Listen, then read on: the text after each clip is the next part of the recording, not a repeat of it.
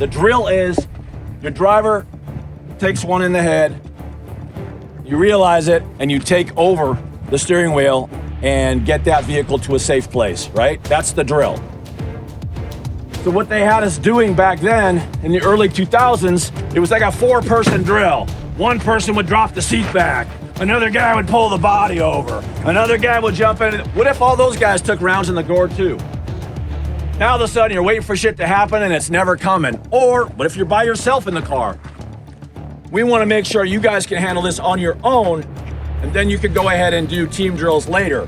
But it doesn't make sense to do just a team drill and leave it at that. We literally had Velcro, and you guys were over there. There's a Velcro wrapped around that little lever that popped your seat back, and we Velcroed it to the side of our seat. This is how they had everybody doing it. But it didn't make sense to do it in a team method. We want one person to be able to handle that. All right. So there's 4 things that we want you to know or to do on a driver down. When that driver goes down, what do you think that first thing is? Whoever sees it, anybody in the car, and I expect to hear that today, driver down, all right? Driver down.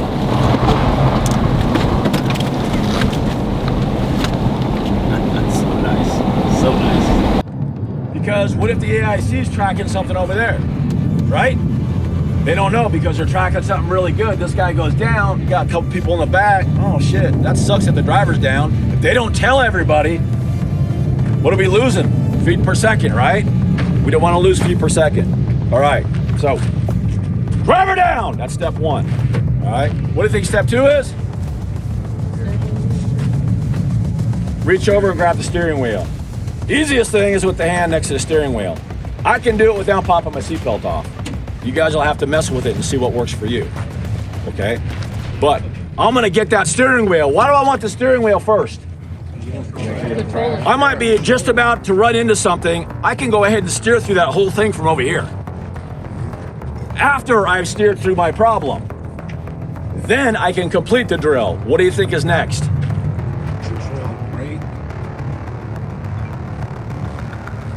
Maybe somebody pulled the seat back? They're all dead. Oh.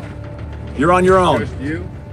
Yeah, they're all, that's what I mean. That's why I was telling you guys. That way it was dumb, because you don't know if everybody's gonna be good.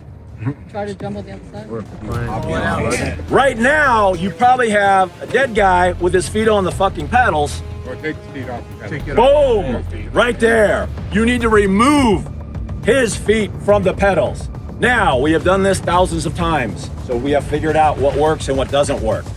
What works for me, if I'm in a car where I have to pop my seatbelt, I probably already did that while I was steering, okay? Now what I need to do is reach over with that second hand, and then I reach down with my outside hand to the inside of that pedal foot. I get as low as I can, still watching, I get as low as I can, grab and jerk it off the pedals. That's what I do. If you just jerk that thing back, whether it's metal, rubber, or carpet, the foot will come off and it'll get stuck on it, which is what you want. You want it off the pedals. That's step 3. That's the hardest one for people to get. What they want to do is try to grab right here and lift it up. That might work, but there's a very good chance it also won't work. You might lift his foot up and it goes right back down. I'm not gonna help you when we start rolling. If you don't do it right, we're gonna have a problem. If you do this, violence of action. Heck It's gonna yeah. help you in this, all right? If you do this, that foot will come off and get stuck somewhere. Now you've got pedal access. What's step 4?